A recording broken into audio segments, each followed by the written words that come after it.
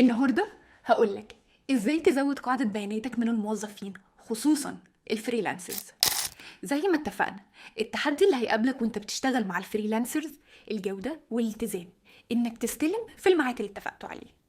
بالنسبة لي الموضوع كان بسيط، ما عملتش اي اعلان واعتمدت على دوائر معارفي، ودي اللي بنيتها مع الوقت وعملت لكم بيها فيديو منفصل ازاي تبني وتحافظ على شبكة علاقاتك المهنية. مثلا في مجال زي السوفت وير، لو انا اعرف باك اند اساله على فرونت اند اشتغل معاه ويكون كويس وارتاح معاه في الشغل، ولو جربته والدنيا طلعت تمام فانا كده كسبت حد في التيم معايا. نفس الفرونت اند اللي اتعرفت عليه اساله على ديزاينر يكون اتعامل معاه ويكون شغله كويس وملتزم فيرشح لي حد، وهكذا وهكذا. ولو حسيت الامثله اللي فاتت كانت صعبه فهقول لك امثله في مجال التسويق يمكن تكون ابسط.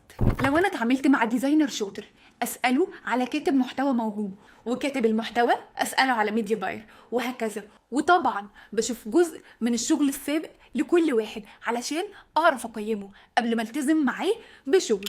واكيد العقود بتحمي حقي وحقه والمشروع، علشان كده لازم نمضي على NDA، اتفاقية عدم افصاح. هل كل الاجراءات دي كانت كفيلة ان هي تخليني اختار صح؟ بصراحة كانت بتقلل نسبة المخاطرة، لكن هيبقى فيه هامش ولكنه صغير جدا. لو حسيت انك استفدت ما توقفش الاستفادة عندك، واعمل لايك وشير وسبسكرايب علشان يوصل لكم كل جديد.